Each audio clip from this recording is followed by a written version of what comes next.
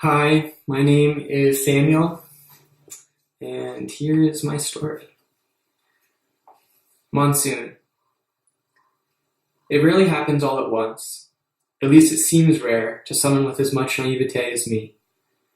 In my experience, the flow of knowledge tends to be a slow, gradual process, where over an extended amount of time you learn from one experience or situation to the next. I like to think of a typical learning process to be similar to the rainy season in a tropical area. The rain is relatively consistent and predictable. You can expect that it's going to rain every day for part of the day, and then it will stop for a while. It's not a shock when you have to go to class on a regular schedule and do a bit of homework as part of your routine. Not in this program. This program is the type of rain that starts with a bolt of lightning and a deafening crash that makes you soaked in your hammock at 2 a.m. in less than 30 seconds and doesn't stop. Copious amounts of knowledge, information, and wisdom comes flooding in all at once with almost no respite and very little warning.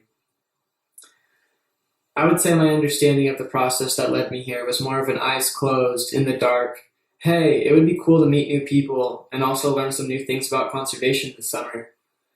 So it was quite the shock when I showed up at Gillenwater Hall for the first time and I was met with more of a blinding strobe light, intense 80s music.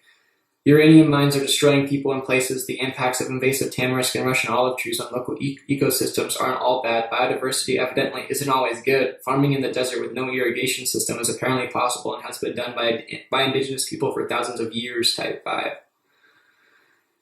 After that early shattering of expectations and initial approach, I needed to regroup and realign my tactics for the next few weeks. Number 1, be present and open.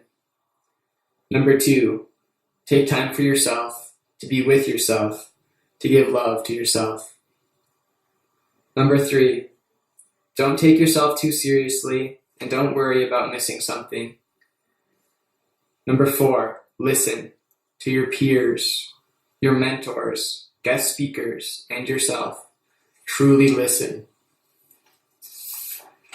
With these new tactics, I was ready to forge the connections with the people I was interacting with.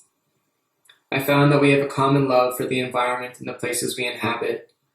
I found that people are ready to listen and learn from each other and build community as a whole group. I found that my least interesting day was often someone's favorite day of the whole trip. And most importantly, I learned that we have been played by the Knowles leadership system for the last 5 weeks. While that transition from initial understanding of the program to reality of the situation was not at all smooth, I learned that some intense flooding is sometimes necessary to keep a desert ecosystem healthy and running smoothly. I am finally starting to grasp the notion that we are connected to each other and the land more than what can be communicated by words. And even more importantly, this program, this group in its entirety, has deepened my resolve to share this land and this place with anyone and everyone who is interested.